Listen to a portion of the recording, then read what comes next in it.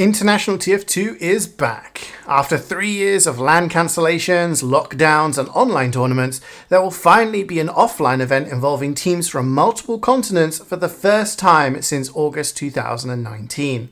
Back then it was 7 who came out on top, winning the title against a North American Ascent side, tying the EU versus NA title wins at 4-4.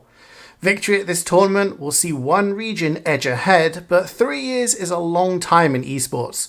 Who are the major teams this time around? Who are the big players expecting to put on a show? Let's take a look at the invite teams expecting to challenge for the grand prize.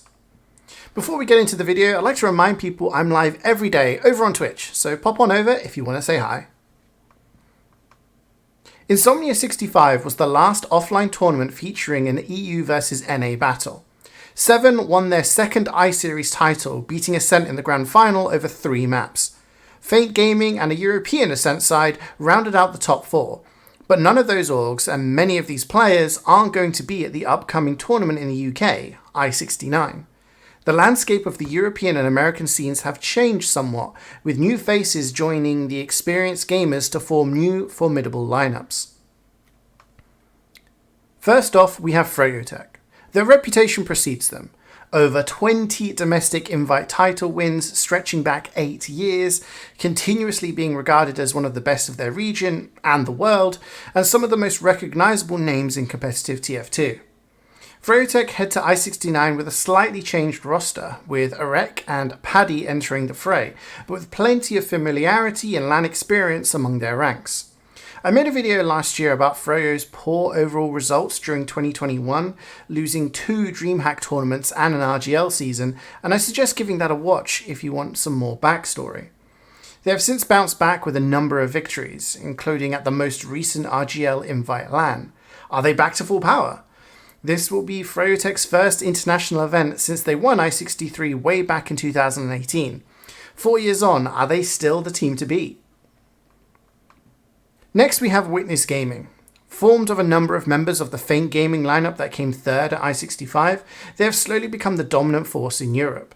Silentis was part of the 7 team who won I-65, while the rest of the group have been slowly winning a number of ETF2L titles over the past few years, under the orgs of Swift and Ascent. Current ETF2L champions, they won the Season 42 final courtesy of a 3-map victory over TF2 Easy, who had bested them this season before. One major change from the past few years is the omission of Lucas, the Czech demo who had been at the forefront of the side for a number of years, with Domo swapping from medic to demo to fill that gap. I'll witness Europe's best chance for victory at I-69. TF2 Easy are a team that also has a claim to be the best in Europe right now. With 3 Premiership titles under their belts since 2020, they were seen as the #1 team to beat in EU over the course of 2021. Their last ETF2L title win in the spring of this year saw them beat Witness in the grand final by 3 maps, a reverse of the scoreline that happened in the most recent season. They also lay claim to winning the European DreamHack tournament, beating a Froyotech-inspired Banny lineup 5-0, 5-1 in just 2 maps in the grand final. Filled with LAN veterans, most eyes will be on LAN debutant Nubby, who has been a monster on Roma for the past couple of years. After being dethroned as ETF2L champions earlier this month, can TF2 Easy bounce back to be crowned the best in the world? Finally, from the invite group, we have Swift. An organisation that has been around for quite some time and reached the final of I-61, this is a new look lineup with a couple of familiar faces. While the likes of Poison, Samsky and Martin are veterans of the invite group, the rest of the lineup will be facing this sort of challenge for the first time. The squad reached the quarterfinals of Division 1 of ETF2L last season, and the lineup for I-69 sees some changes. Shappy moving to demo from Scout due to the missing Yon, while Martin replaces Gregory. Will these changes rock the chemistry of the team or improve them at the key moment? As the only team in the invite group not playing in the highest division heading into LAN, the expectations from Swift to cause an upset are pretty low, but will this underestimation be exactly what causes the underdogs to pull out some surprise victories?